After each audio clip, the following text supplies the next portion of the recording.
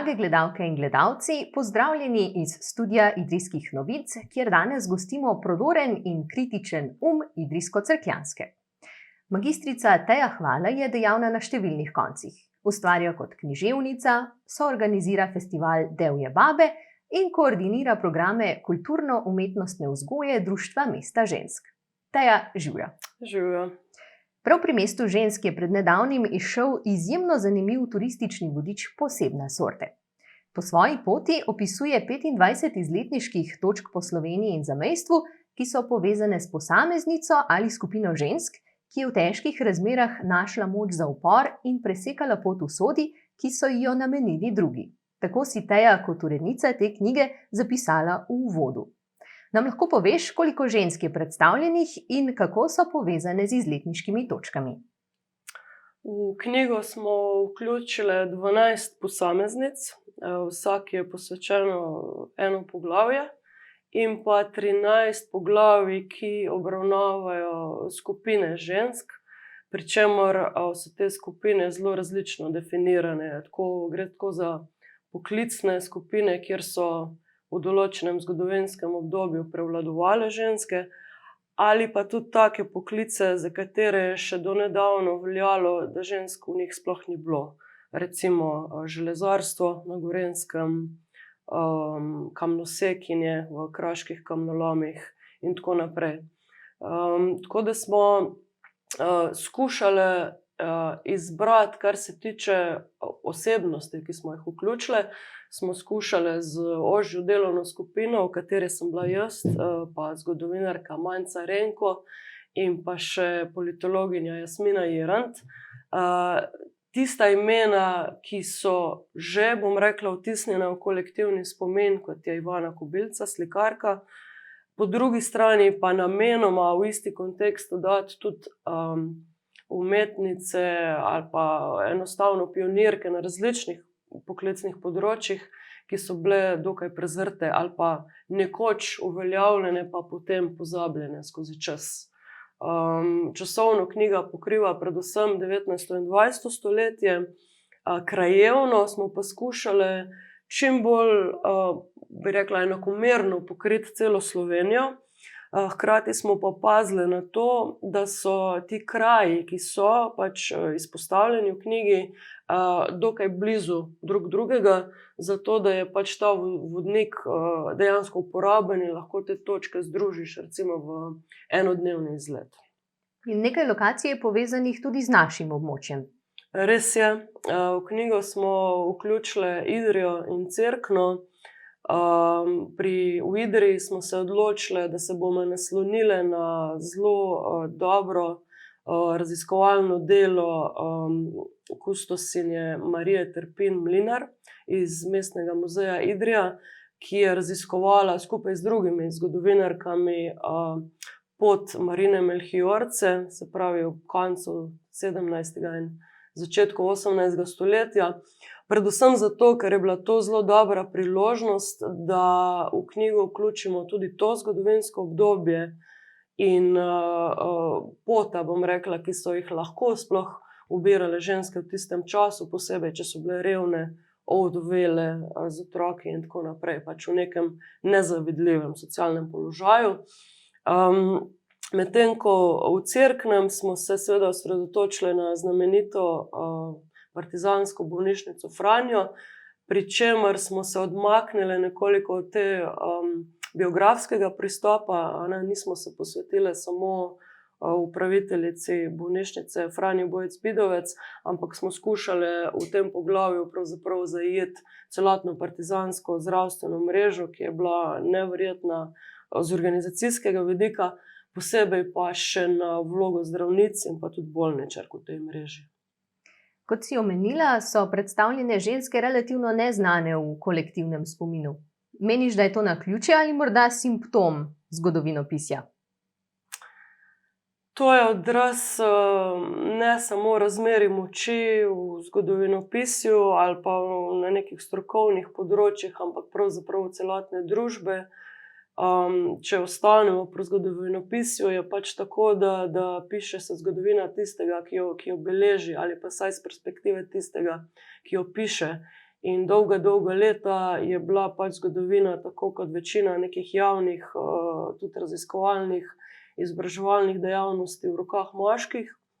In je v bistvu se vzpostavil en enačaj med tem, kar so nas v šoli učili, da je splošno veljavna zgodovina, in tem, kar je v resnici zgodovina moških. Pa tudi ne vseh moških, ampak pač nekih privilegiranih moških, ki so imeli pogoje za to, da so se pravzaprav lahko uresničili na neke poklicne načine, a ne. Če malo karikirano rečeno, bi lahko rekli, da tja do v bistvu 70. let 20. stoletja je bila splošna zgodovina v resnici zgodovina vojskovanja, visoke politike, tržnih dejavnosti, in ženske niso imele dostopa do nobenega od teh področij. Tako da ta knjiga je zgolj eden od številnih poskusov ali pa prispevkov, ki skušajo pokazati, da v trenutku, ko pogledamo življenjska pota, bom rekla, žensk in drugih manjšin, ki so bile v nekem podrejenem položaju skozi zgodovino, uzremo tudi splošno zgodovino v zelo drugačni luči.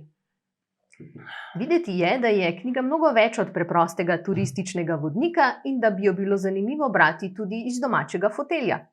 Kaj pa vse tiste nove generacije, ki jim je knjige zoprno vlačiti s seboj na izlet? Ja, tudi na to smo pomislili v uredništvu knjige in zato smo pripravili hkrati s tiskano verzijo tudi spletno različico, ki obstaja v obliki pač spletnega zemljevida, ki črpa podatke iz pač Googla, ne. Ampak je pa oblikovno in vsebinsko je pa v bistvu prenos vseh vsebin iz knjige na splet. Povezavo najdete v samem vodniku, pa tudi na spletni strani Mesta žensk. Imenuje se pa ta zemljevid Wow Places ali čudoviti kraji, recimo tako. Moram mogoče dodati še to, da na tem zemljevidu ni samo vsebina tega vodnika, ki pokriva Slovenijo skupaj z zamejstvom, tako v slovenščini kot v angleščini, ampak tudi sorodni knjigi, ki sta izšli hkrati, ki pokrivata področje Hrvaške in pa zgodovino žensk v Severni Makedoniji. Če govoriva o ženski zgodovini in o zgodovini, ki jo pišejo ženske, kaj se ti zdi, da je njena specifika? Bom odgovorila kar z zelo lepim predgovorom, ki ga je v knjigi napisala Svetlana Slapšak, častna predsednica Društva Mesto žensk, in en čisto kratek odlomek. Takole pravi: žensko oko vidi drugače in drugo od moškega, ker je zgodovina žensk proizvedla drugačen pogled, drugačno dojemanje prostora, drugačen življenjski tempo in drugačen fokus. Te razlike kličejo po pojasnjevanju, kdor pa se ga loti, nam odkrije vrsto novosti. Kje pa se da ta vodnik in preostale dva vodnika kupiti? Zaenkrat samo preko Društva Mesto žensk, tako da svetujem obisk spletne strani. Vrniva se za trenutek nazaj v Partizansko bolnico Franja, ki ti očitno predstavlja navdih in izziv za pisanje. Partizanska bolnica Franja ni le eno izmed poglavij v knjigi, ampak si o njej napisala tudi posebno knjigico, knjigo za otroke, Skrivna bolnišnica. Ja, to knjigo sem napisala skupaj z Špelo Oberstar, obe sva avtorici.